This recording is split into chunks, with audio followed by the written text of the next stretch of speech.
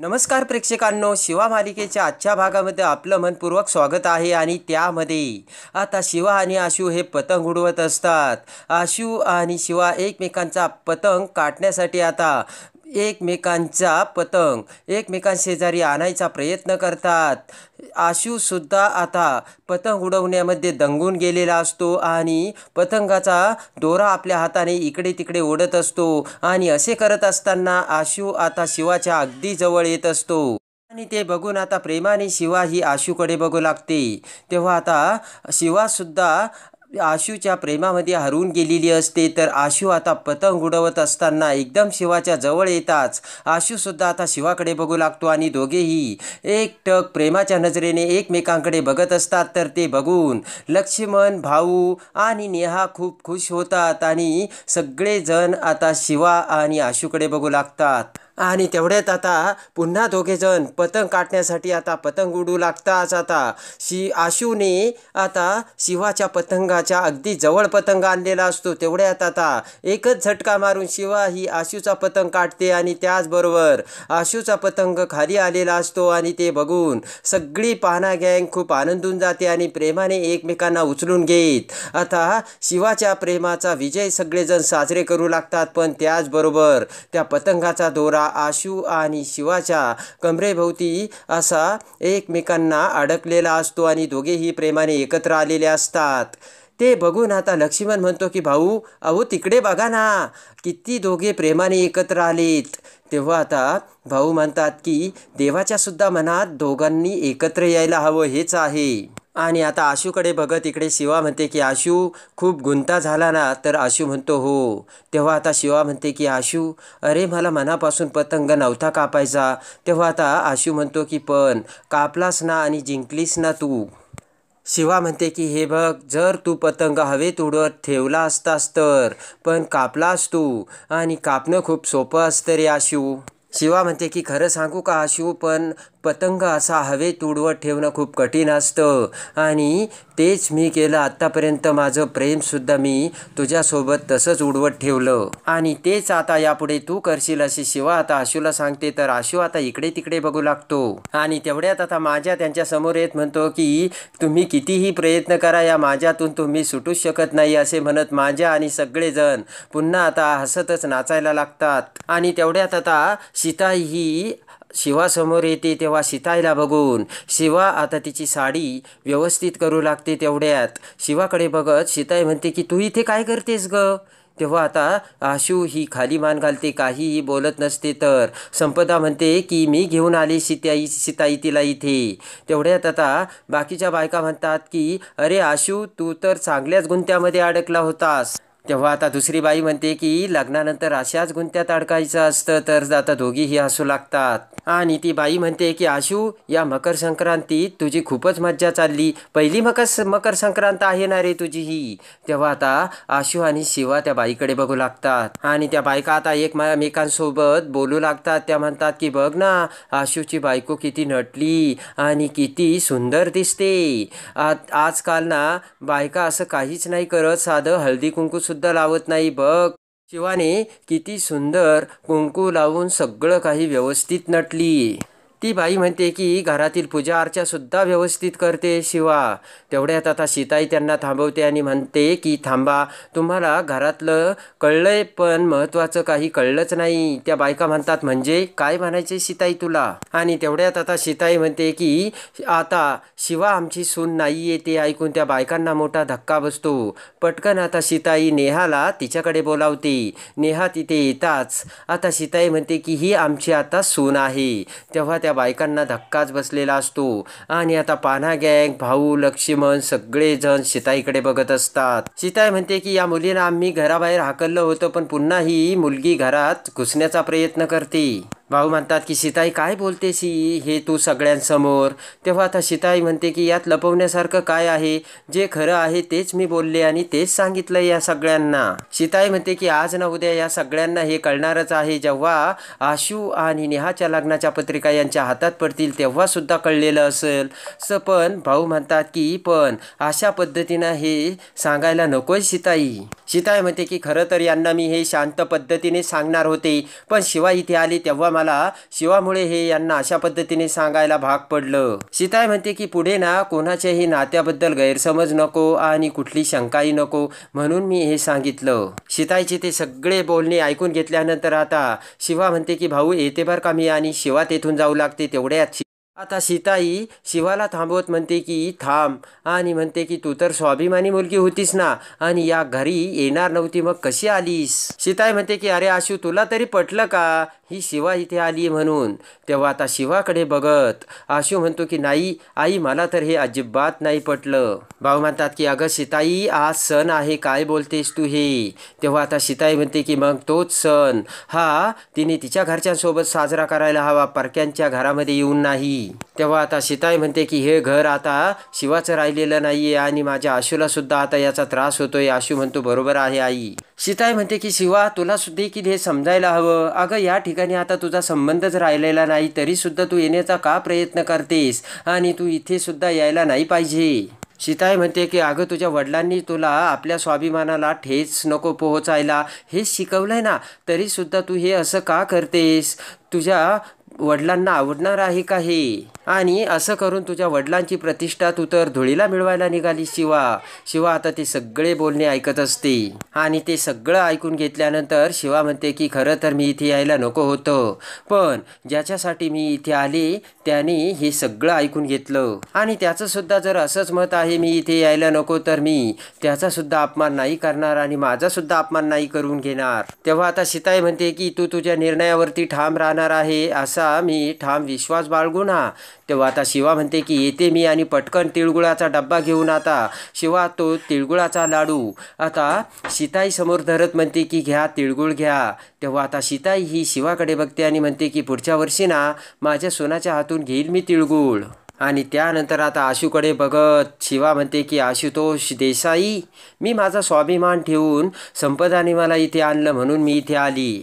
शिवा म्हणते की पण आता मी पुन्हा इथे येणार नाही. एक गोष्ट आशू तू लक्षात ठेव, जोपर्यंत तुम्हाला इथे घेऊन येत नाही तोपर्यंत मी आता इथे येणार नाही, असे आता शिवाने देखील आशूला ठणकावून सांगितलेलं असतं. तेव्हा आता शिवा म्हणते की हा माझा म्हणजे या शिवाचा शब्द आहे. ते ऐकून कीर्ती म्हणते की मागच्या वेळेस अगं तू सुद्धा अशीच म्हणाली होतीस ना. कीर्ती म्हणते की यावेळी लक्ष ठेव बर का. शिवा म्हणते की कीर्तीताई मला गँगने आणि संपदाने इकडे सरप्राईज देण्यासाठी आणलं म्हणून मी इकडं आली, नाही तर शिवा हा दिलेला शब्द कधीच तोडत नाही, आणि येते मी असे म्हणत आता शिवा तिथून जाऊ लागते. त्यानंतर आता शिवा तिथून निघून गेल्यानंतर सगळेजण पुन्हा घरात येतात, तर संध्याकाळ झालेली असते आणि आता नेहा आणि आशूच्या लग्नाच्या पत्रिकासुद्धा तयार होऊन आलेल्या असतात. पटकन तो बॉक्स उघडत आता कीर्ती त्यामधील पत्रिका बाहेर काढते आणि म्हणते की पत्रिका तशी छोटी आहे पण जर उघडली ना तर खूप मोठी आहे, असे म्हणत आता कीर्ती म्हणते की डिझाईनसुद्धा आपण जसं सांगितलं होतं तसंच बनवलं बरं का. आणि सगळ्यांना आता कीर्ती त्या लग्नाच्या पत्रिका दाखवते. तेवढ्यात आता संपदा ती पत्रिका बघत बाजूला ठेवते. तेव्हा आता कीर्ती म्हणते की का गं संपदा काय झालं, तू अशी पत्रिका बघून बाजूला का ठेवलीस? संपदा म्हणते की मग काय करायला हवं होतं. तेव्हा आता कीर्ती म्हणते की अगं ती पत्रिका बघ, त्यामधील पोस्ट शेअर कर आणि व्हॉट्सअपवर त्या पत्रिकामधली स्टोरी तू पोस्ट कर ना. तेव्हा संपदा काहीच बोलत नसते. सीताई म्हणते की काय झालं गं संपदा, तुला पत्रिका आवडली नाही का? आणि आता सीताई उर्मिला सुद्धा विचारते पत्रिका कशी आहे. उर्मिला म्हणते छान आहे. सीताई म्हणते की चला कुणाला तरी पत्रिका तर पटली. तेव्हा आता सुहास म्हणतो की मला सुद्धा आवडली बरं का. इकडे आता आशू ती पत्रिका बघून फक्त विचार करत असतो. तेवढ्यात आता विचार करून कीर्ती म्हणते की आजचा दिवस किती छान होता ना, पण त्या शिवाने सगळं काही पाणी फिरवलं आणि वाट लावली. पण जाऊ द्या, पत्रिका आल्यानंतर आपल्याला खूप छान वाटलं. सीताई म्हणते की चला पत्रिका तर आल्यात आणि आता आपल्याला पुढची तयारी करायला हवी. पत्रिका आता आपल्याला देवासमोर ठेवायच्यात उद्या, तेव्हा सगळेजण तयार राहा बरं का. आणि आता इकडे गॅरेजमध्ये येऊन शिवासुद्धा आता गाडीचं काम करत असते. तेव्हा आता स्टेपनी म्हणतो की शिवा बस झालं ना, किती काम करतेस. तेव्हा आता शिवा म्हणते की अरे गाडीला जर थोडंसं प्रेम दाखवलं तर लगेच स्टार्ट होते. आणि शिवा आता बॅटरीला बोलवत म्हणते की बॅटरी एक स्टार्ट मार. बॅटरीने गाडीचे स्टार्टर मारताच गाडी चालू होते. तेव्हा सगळेजण खुश होतात. तर आता सायनल सर म्हणतो की शिवा तुला तर बॅटरीची नस ना नस माहीत आहे. शिवा म्हणते की चला चला आता आवरायला घ्या. तर आता तेवढ्यात रॉकी तिथे येतो आणि रॉकीला बघतच आता शिवा म्हणते की हे काय, तू गेला नाहीस आणि तुला अभ्यास वगैरे नाही का? तेव्हा आता रॉकी म्हणतो की मी तुम्हाला मदत करतोय ना. शिवा म्हणते की काहीच गरज नाही आहे त्याची, चल चल निघ अभ्यासाला निघ.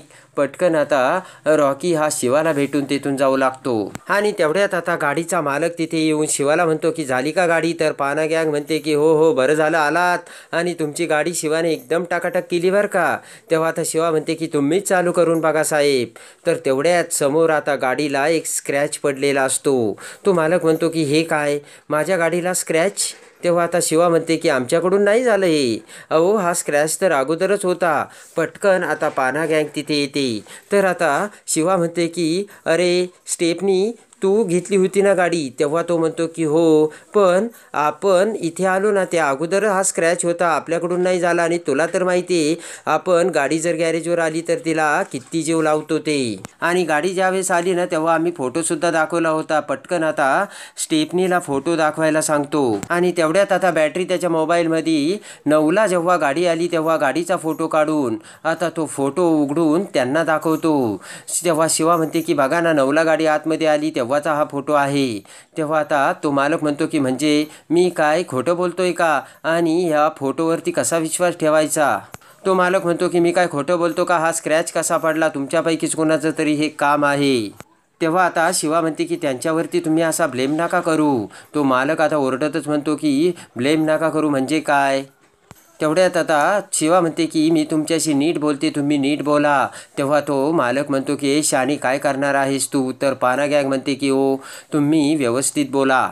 तेव्हा आता लगेचच शिवा म्हणते की अजून आम्ही तुमच्याशी व्यवस्थित बोलतोय, हमरी तुमरीत बोलत नाही.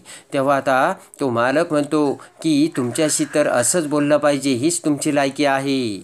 यावरती आता शिवाला देखील राग आलेला असतो. शिवा म्हणते की आमची लायकी काढायला निघालात का तुम्ही? मालक म्हणतो की मग काय तुमची पूजा करायची का? तुमच्यासारख्या लोकांना चांगलंच ओळखतो मी. तो मालक म्हणतो की तुम्ही एक नंबरचे चोर आहात, काय आत्तापर्यंत काय काय चोरी केलं असेल काय माहिती. आणि तेवढ्यात आता तो पाना गँगला बोलू लागतो तुम्ही चोर नाही गुंड आहात, गुंड मोठाले गुंड आहात. तेव्हा आता पाना गँगला सुद्धा राग येतो. तर आता बॅटरी हा त्या मालकावरती धावून जातो. तेव्हा शिवा पुन्हा बॅटरीला थांबवते आणि तेव्हा आता पुन्हा शिवा त्या मालकाला म्हणते की आम्ही तुमच्याशी व्यवस्थित बोलतो, व्यवस्थित बोलायचं. तर मालक म्हणतो हीच तुमची लायकी आहे. ते ऐकून आता राग येतो आणि शिवाला राग येता सनकन शिवा त्या मालकाच्या कानाखाली मारते. तेवढ्यात पाठीमागून शिवाची आई तिथे येत म्हणते की शिवानी.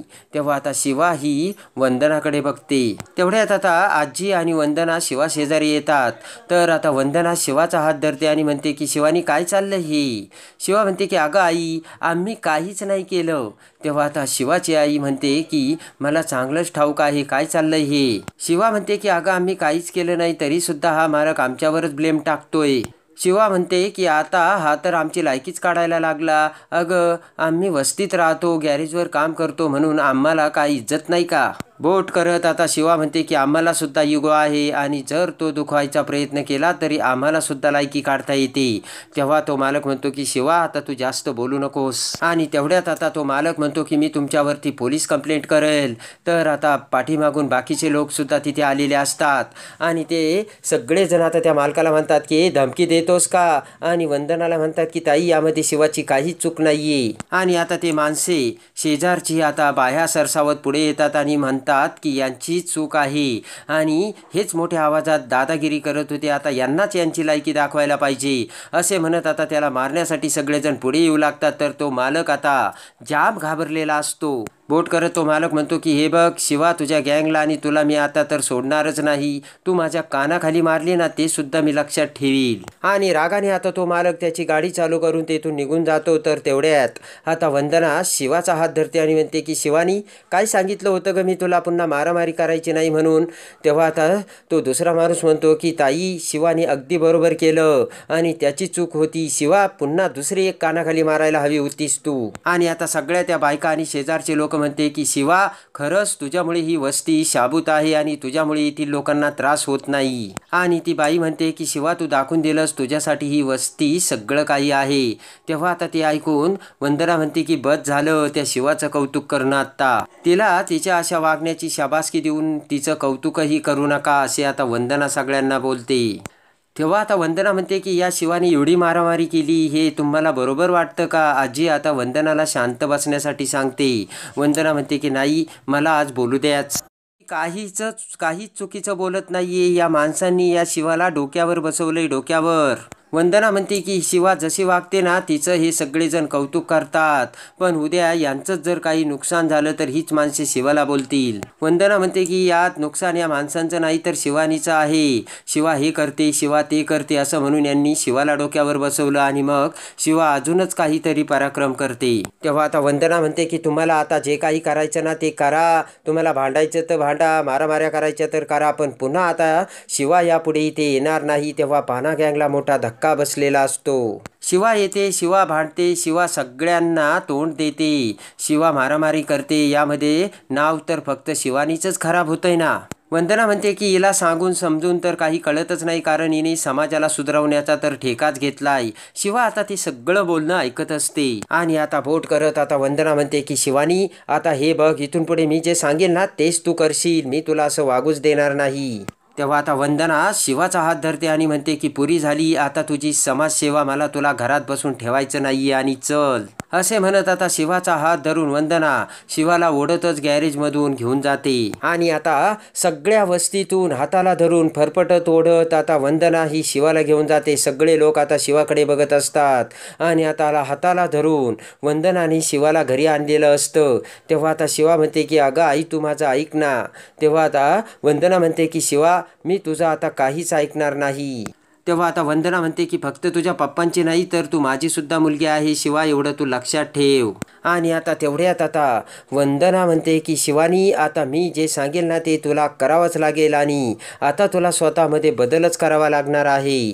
आणि आता वंदना म्हणते की उद्या तू माझ्यासोबत देवळात यायचं आणि देवी आईसमोर तू शपथ घ्यायची यापुढे मी कुणावरही हात उचलणार नाही म्हणून. तेव्हा ते ऐकून आता शिवाला मोठा धक्का बसलेला असतो. तर आता शिवा म्हणते की पण आई अशा लोकांना अशीच भाषा कळते. तेव्हा आता वंदना म्हणते की या लोकांना सुधरवायची तुला काहीच गरज नाहीये शिवानी. तर आता तुला स्वतःमध्ये बदल करण्याची गरज आता आली आहे आणि वेळही आली आहे असे आता वंदना ही शिवाला सांगते. तेव्हा शिवाला मोठा धक्का बसलेला असतो आणि त्यासाठी आता तुला स्वतःमध्ये बदल करावाच लागेल. शिवानी कैलास पाटील असे ठणकावून आता वंदनाने शिवाला सांगितलेलं असतं आणि ते ऐकून आता शिवाला मोठा धक्का बसलेला असतो. तेव्हा आता वंदना शिवानीला घेऊन आता देवळात जाऊन आता पुन्हा कधीही ती हात उचलणार नाही अशी शपथ घालणार का? तर आता शिवा ही कोणता निर्णय घेणार आणि आता शिवा पुन्हा आता आशूला तिच्या प्रेमात कसे पाडणार आणि आशू आता शिवानीला पुन्हा आता घरी कसे घेऊन जाणार हे बघण्यासाठी आणि शिवा मालिकेच्या डेली अपडेटसाठी आपल्या चॅनलला लाईक करा, सबस्क्राईब करा.